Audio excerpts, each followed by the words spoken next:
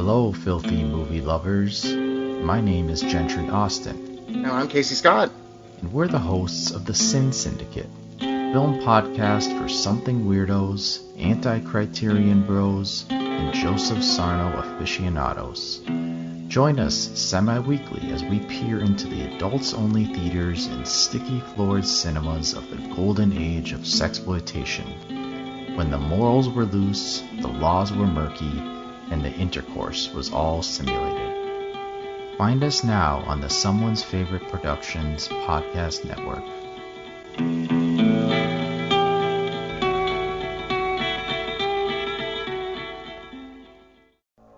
If you're looking for more horror outside of the mainstream, look no further than Unsung Horrors, a podcast about underseen horror movies. I'm Lance. And I'm Erica. Every other week, we'll cover a horror movie with fewer than 1,000 views on Letterboxd. We'll even give you double feature recommendations to pair with the movies we discuss. From gothic to shot on video, from slashers to comedies, from giallo to J-horror. We'll cover all the subgenres. So join us as we unearth these hidden gems of horror. Follow us on Instagram, Twitter, and Facebook, all at Unsung Horrors, available wherever you listen to podcasts. And part of the Someone's Favorite Productions podcast network.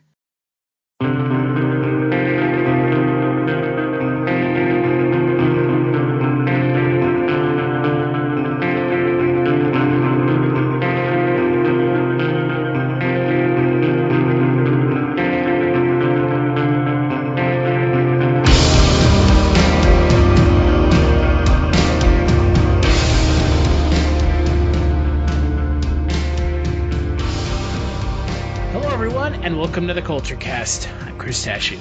And I'm Sean Liang. Oh, whoa. Sean, are you going to make a useful contribution to society? I don't know. I'm starting to feel a little bit poor. Oh, God. Oh, boy. This fucking movie. This fucking movie. So today we're going to be talking about Society from 1989, Brian Yuzna's first directorial debut after producing and working on such classics as From Beyond and Reanimator. But before we get to that film, Sean, yes, give the folks, good listening folks at home, 2 picks for your stream police this week. Well, it was kind of hard because most of my recently watched movies on Netflix are all horror movies, and I kind of want to, give you some variety. I'll give you one. One of the recent ones I watched was Jerusalem with a Z. Oh, Don't get that movie is so bad. It's not. Here's the gimmick. It's about this girl and her friends who go backpacking through Europe. And they have this Google Glass, and that's like the big feature. That's how they make it a found footage movie. Exactly. It's through this girl's Google Glass, and it's cool because of that. I mean, because that is a real thing, and that is the future of that's what we're looking at. You know what I mean? But the rest of it is just another shitty found footage movie in a foreign location. It's basically, it reminded me of As Above, So Below. It's kind of about, except for it's more about the apocalypse.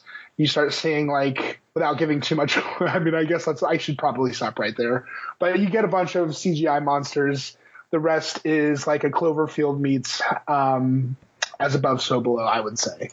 So I don't think it's really it's just fun for the Halloween season. I mean, check it out just because it's, interesting the way they use the Google Glass, at least. But like I said, it's just another found footage gimmick, so don't get that mixed up.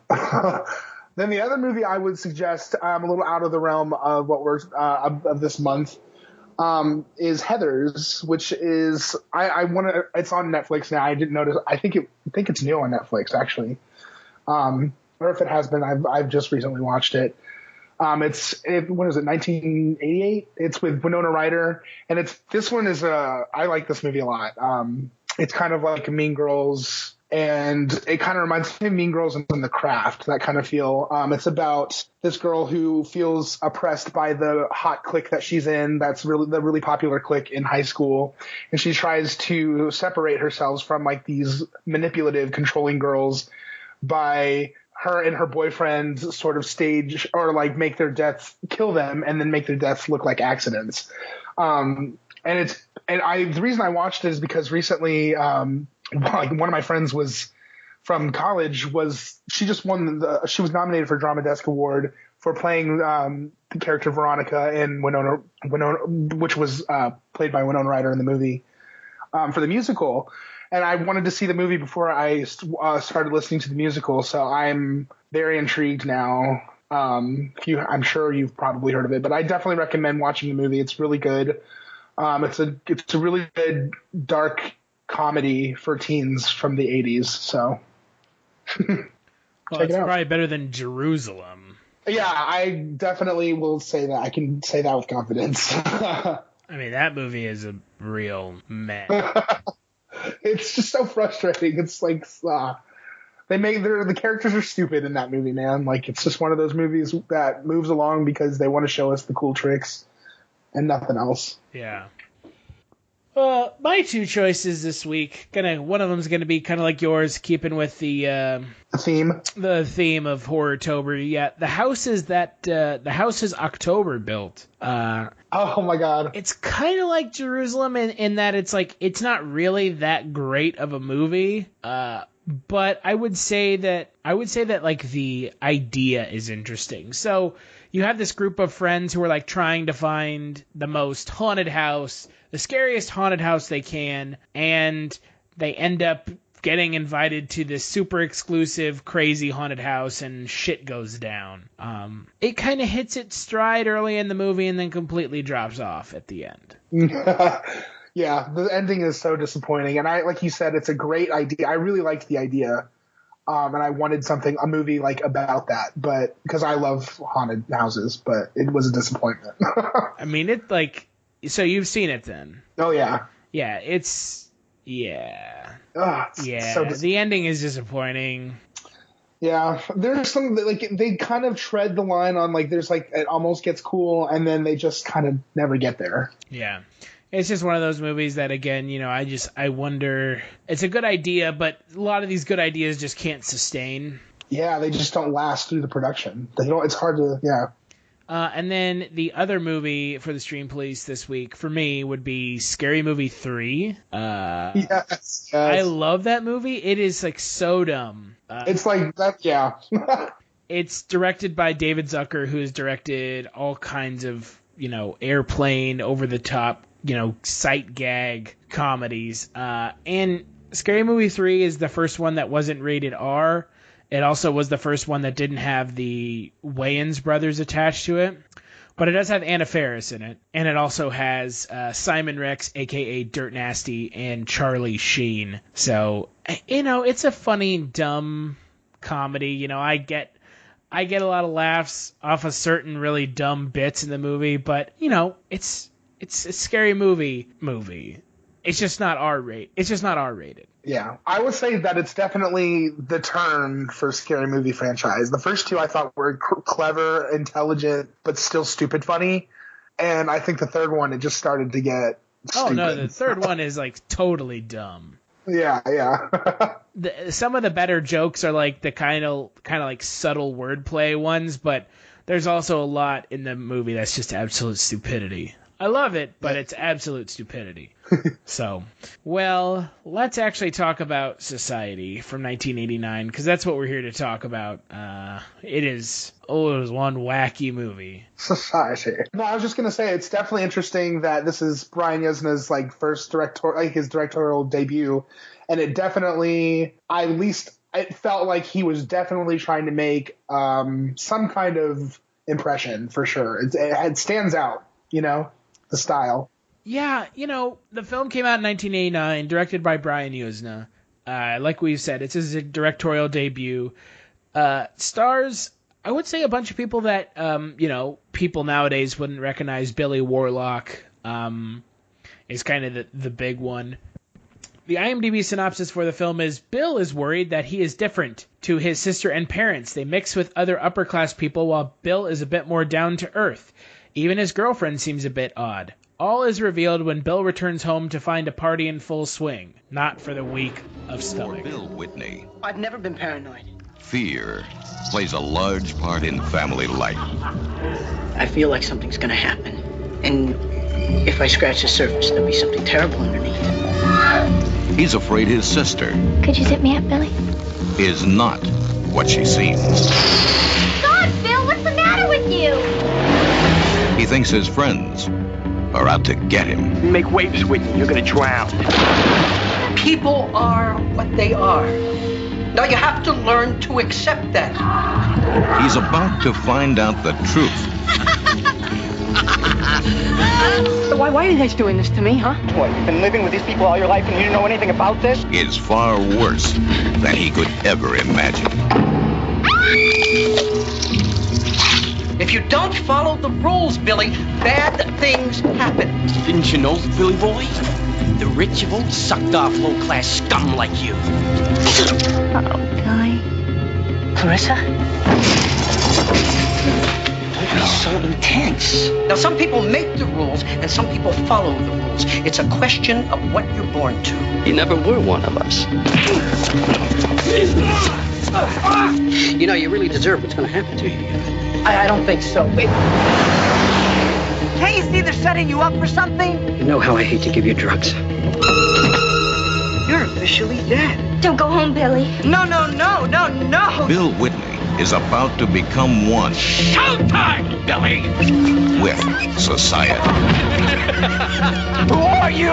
Let me give you a hand, Bill. In Beverly Hills, what you fear is only the beginning. Anything for society. I suggested this movie, so I take full blame.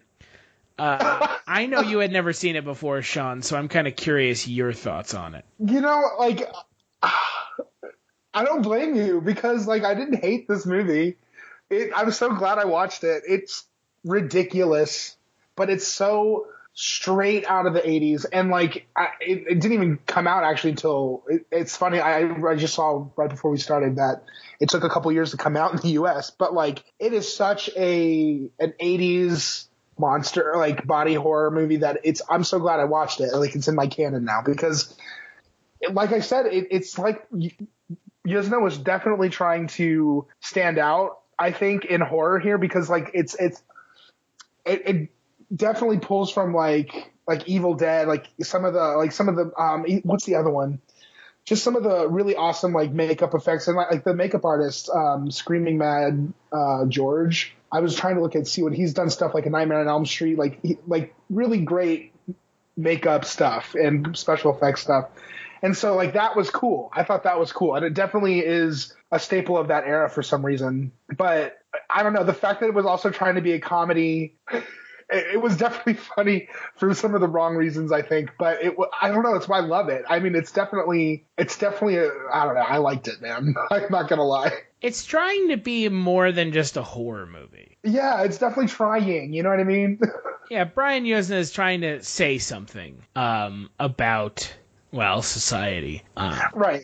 You know, I hadn't seen this movie in a long time, and I think my kind of big issue with this movie is it takes so long to get going. Yeah, that's true. Nothing happens in this movie for almost an hour. The pacing in this movie is god awful. Yeah. Yeah, that's true. And that's it's true. just Billy Warlock for an hour and 15 minutes, just kind of walking around, kind of like, is he hallucinating? Is he not hallucinating? Right. Like, it's never really made clear until the very end of the movie. Yeah, and that was one of the things I guess I did have problems with, was the world being so bizarre that it was hard to know what was real. Yeah. I mean, it's kind of like Rosemary's Baby in a way, but Rosemary's Baby is done in a more tactful way. This is like splatter gore, body horror, Rosemary's Baby for the 80s. Yeah. Because, you know, is he hallucinating? Is he not? Is all this happening? Is he not? It gets confusing. It gets confusing in society for sure. Yeah. And, you know, I would say the payoff is okay. I would have liked more of the payoff. I would have liked more of the craziness in this movie. Yeah. Because I don't feel like there's enough. Totally, I agree. I wanted to see more of like the monsters and shit. Like I wanted to see more of and we'll talk about the end. I wanted to see more of the crazy shit that happens at the end of this movie. Yeah, that's so true. There was no real lead up, you know? Yeah. I mean, the craziness, this movie is an hour and 40 minutes. The craziness officially begins in this movie at like an hour and 20 minutes in. Yeah. So it's got like 20 minutes. It's like 20 minutes of nutso, like just absolute like balls to the wall, creature effects, disgusting, nasty shit in the last 20 minutes. But the first hour and 20 minutes isn't anything. Yeah. It's all just like, it's back and forth. Yeah. Confusion. All this paranoia and like trying to figure out what's real and what's not. And I was adopted. And then on top of everything else, the last 20 minutes, it's not really explained what the hell's going on. No, it's not. It's just like, I don't know. How the hell do we explain it? Like, let's explain the end of this movie, okay? Okay, that scene, you mean? Yeah, the scene. So at the end of the movie, Billy Warlock is kidnapped and brought to his parents' house.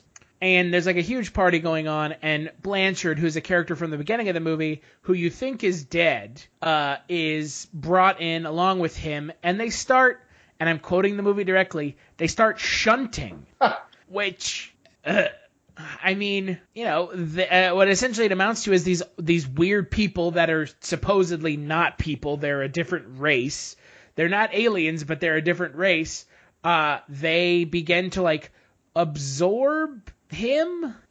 Yeah, like the best way I can explain it is if you've ever seen Slither, the remake, it's like that amoeba-ish like flesh pile. Yeah, flesh pile, and like there's like a scene like you see the guy like walk and just lays on top of it and he starts morphing into it. That's exactly what's happening. And somehow like there's like you'll see like there's segments of someone like touching someone's naked ass, and then like their fingers would like sink into their flesh. That's what we're looking at. Like that is exactly the visual of one of the moments in society when this like orgy feast happens. And the best way to explain is that they just sort of mush and devour their victim in some sort of way and absorb their they like absorb them. Yeah. They absorb into them. And that's how they... But then his family at one point, like his sister and mom, who aren't actually his sister and mom, like morph into one person. And then also his dad, who's not his dad, his head comes out of his butt. Yep. Like it's not explained.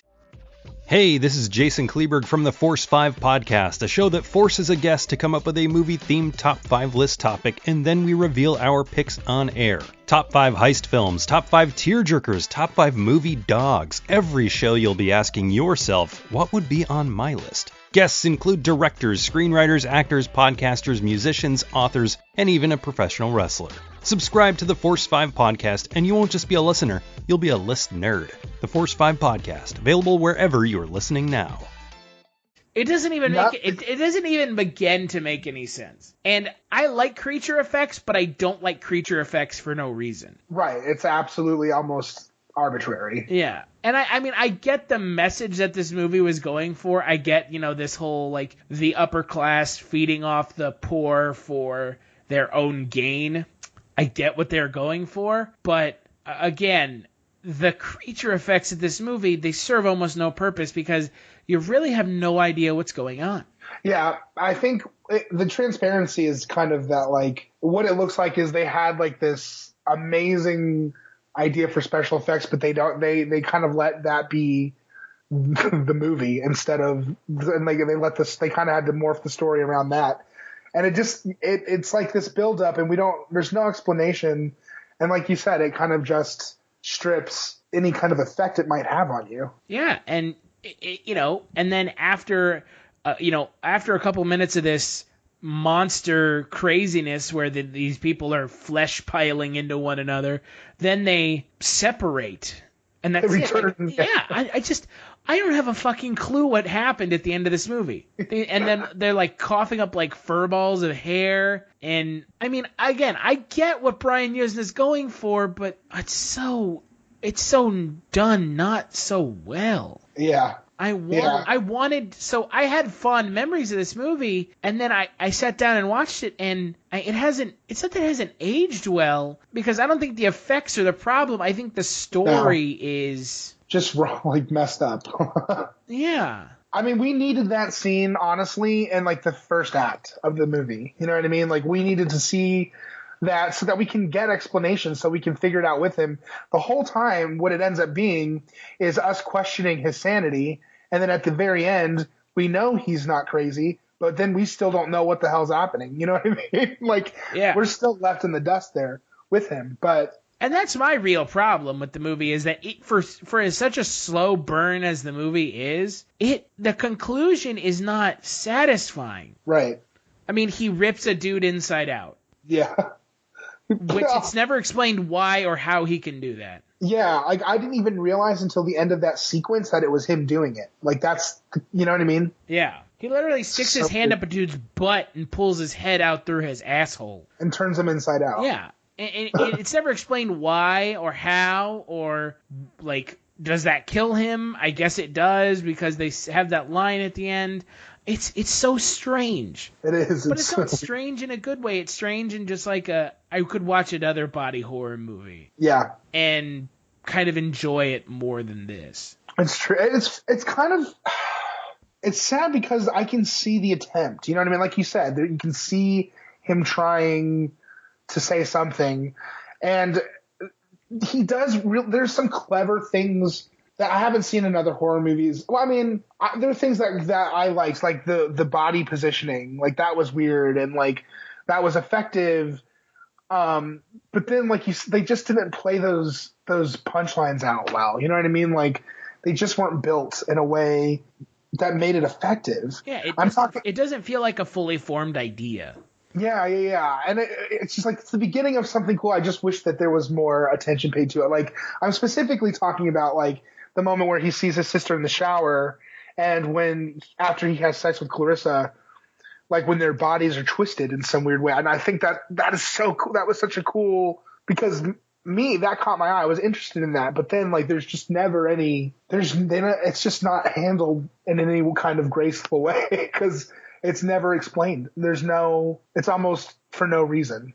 And maybe it doesn't have to be explained. Maybe we want explanation where there doesn't need to be any. But it feels almost like, hey, we had this really cool idea for a movie that has a bunch of like monster and creature effects, and we have this really well-known creature designer doing the creature effects, but exactly.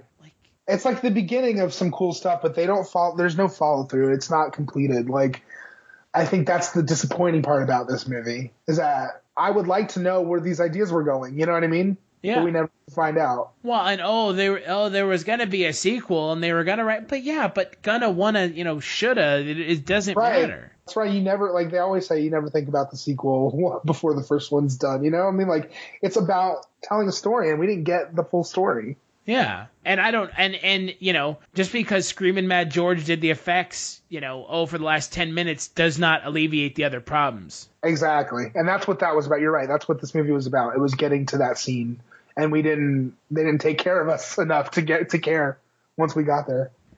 And that's unfortunate. Yeah, totally. Because the effects were cool, and they would still be cool today if I cared about what was going on, or if I knew what was going on. You know what I mean? Yeah. If there were consequences that I understood, if there were stakes that I understood. But you get there and you're just like, what the hell is going on? It's like a nightmare almost, because there's no rhyme or reason. And I don't know if there will be. Yeah. Yeah. It's the sort of thing where if you can turn your brain off and enjoy what you're looking at, that's what you're going to get out of this. Like, that's pretty much how it is. I just feel like, looking at the movie for what it is, it just takes so long to wind up. Yeah. It takes too long to wind up, and at the end of the day, because it takes so long to wind up, I would suggest other body horror movies that are better, like more well done. Yeah, that also have a fun, a story, a coherent story. Yeah, not just a kind of a cheap ripoff of Rosemary's Baby. Yeah. Because that's ultimately what this is. It's just kind of a play on the whole, like, is the main character paranoid and nuts, or is the main character actually like, are they actually seeing these things? Right. Well, I mean, story-wise, it just doesn't make sense. Like, why is this kid about to be 18 years old and not ever noticed anything like this before? You know what I mean? Like, this is the kind of thing where I would expect, like, this could be a totally cool coming-of-age, like, teen horror movie, like a young teen horror movie where it's like this reminds me of, like, a really good Goosebumps episode. Like, like it's a kid who notices, like, their older sibling. But, like, the awareness of this comes much younger. Like, it doesn't make sense that they're all suddenly in the middle of this problem. And I think that's the problem I have. The heart of that, that's the microcosm to the macro here. It's that there's just no attention to detail. That the little things, like, as far as story. Yeah. It just, like, that doesn't it makes it so foreign to me as an audience member that I'm always waiting for something to latch on into reality, and there's nothing there, especially because we don't know whether he's seeing things or not. And I don't think it helps either that, the performances aren't great. Right. I mean, Billy Warlock is all right, but staring into the camera looking confused for half the movie doesn't help us. No, it doesn't. Yeah, you're right. It's campy acting, which would work in a campier movie, but I don't think this is... It's hard to... Yeah, I don't know. It's kind of what I love about this movie, though. It's like the shitty acting's fun, though. Like, like the old guy at the end with oh my god, spitting out the hair. With the judge at the end? Yeah, this guy, yeah. Oh my god, I just was dying. I was like, this is... No, the movie is crazy. It's like totally over the top, but at the same time...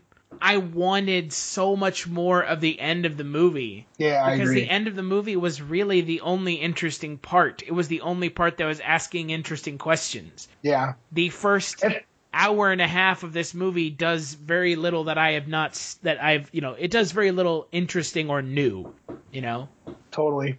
Yeah, I know. We didn't get the whole reason to watch this movie happens in the last, like you said, 20 minutes, but we don't. Can you imagine if in Reanimator nothing happened for the first hour and a half? Oh my god, no. Right? It's kind of that situation where you want more of the exciting stuff, and they could do exciting stuff and tell the story at the same time. There's nothing to say that they can't. Exactly.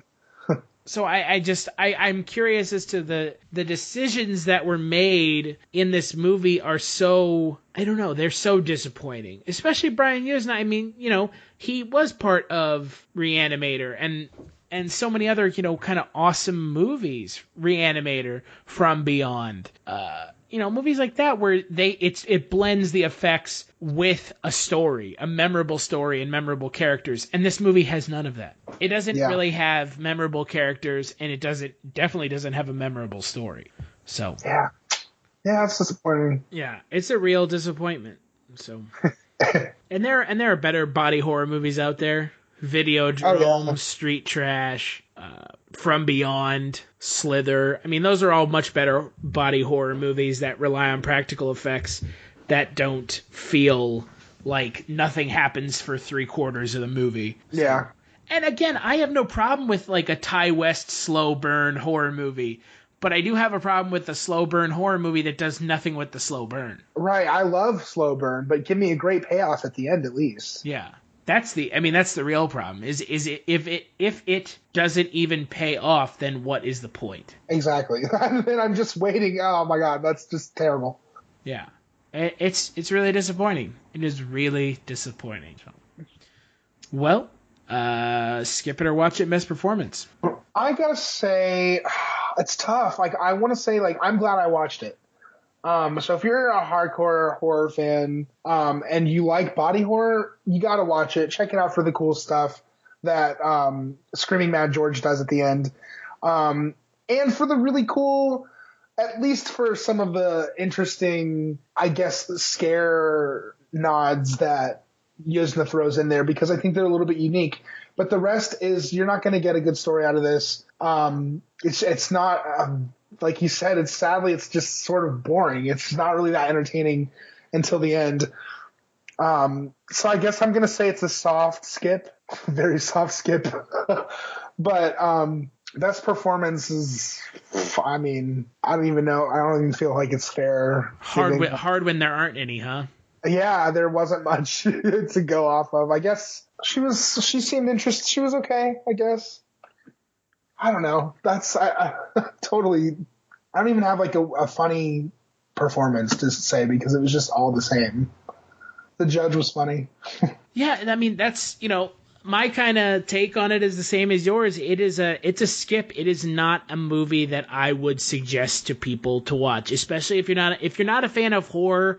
No point in watching this movie. If you're a fan of horror and you really want to watch it, I guess that's fine. But there are better body horror movies out there that I could suggest to you over this one for sure. Best performance. Maybe David Wiley as the judge, but that's only because he gets to do all sorts of emoting and goofy faces for the camera. I mean, that's kind of it. Yeah, that's basically, there's nothing else that you get from the performances. Sorry, I totally lied. I have a favorite performance. It's so easy. Clarissa's mother. That was my favorite performance I've ever seen. I didn't understand that character at all. I don't know what the hell that was supposed to be. When I saw her come in, I was like, that's officially when I let go of trying to understand anything. I was like, this bitch. And Clarissa, it just acts like it's normal. And, that's part of what I mean. How is this okay? It drove me nuts. But it was the funniest thing I've ever seen. That girl had to be, maybe 3 years older than Clarissa, first of all. She was just fat and she had ridiculous makeup on. And I thought that was just the funniest. She was just bouncing off walls. She was brain dead. It was so funny. She reminded me of the Bunny, the Powerpuff Girl reject. Do you remember that? Yeah. I don't know what it's supposed to be. I don't either. What is she? Is she an accident? What is she? Is she an accident? Did they mess up when they transformed her, or what happened? And that just goes with the rest of the movie. There's no explanation. Nah, but she was funny. I liked that. I liked her for whatever reason. It's a strange performance, and it just goes along with the other strangeness in this movie. Yeah, it's okay. It's just so much of this movie just feels like wasted potential to me. So. For sure. Yeah. Well, what do you think it has on Rotten Tomatoes? Is it even on Rotten Tomatoes? It is, surprisingly. Well, I guess I'm going to guess a 20%. 50%. Wow, what is going on? 5 fresh, 5 rotten. Yeah. Wow, interesting. I wouldn't have believed it either. 50%. I'm mostly surprised because I'm surprised that people would stay interested for so long. Because I did like this movie, but I'm also a ridiculous horror fan. So I mean, I'm a horror fan too, but I couldn't get into it. Yeah, I get that. Yeah. I feel like 50% is a pretty good rating. It's it's quite the divisive film, I feel like. Sure. And it was also wildly popular in Europe. Not so much in the States, but in Europe. Because apparently they got it in Europe, if that makes sense. They get it. They got it. I see. They got it. Yeah. Okay. That's their those Americans. Yeah, us Americans, we don't get it, but those Europeans, they got it. They got it. So whatever. Before I talk about next week's Kulturecast, Sean, anything you want to plug? Nothing yet. So I've got some stuff that we're working on. I'm excited about. But as always, you can follow me on Twitter. I'm Seanifer, and on Facebook, I'm Sean Liang. And as always, you can follow me on Twitter at Kulturestash. And if you like what you're hearing now, head on over to cultureshock.com/Kulturecast. We are on iTunes, Stitcher Radio, and all podcast apps. That music you're hearing at the beginning and end of the Kulturecast is from our good friends over at Wavoka. It's their song Lament off their self-titled first album. And you can check them out over at wavoka.bandcamp.com. Patreon.com/culture_shocked is where you can go to kick a couple dollars our way so we can keep bringing you great content twice a week on the Kulturecast and daily content over at cultureshocked.com. Next Monday, we're going to be talking about the Australian horror film The Loved Ones. And we're going to have an interview with Victoria Thane from that film. And then on Thursday, we're going to be talking about one of Guillermo del Toro's early horror films where cockroaches become humans in Mimic. So make sure to check those out.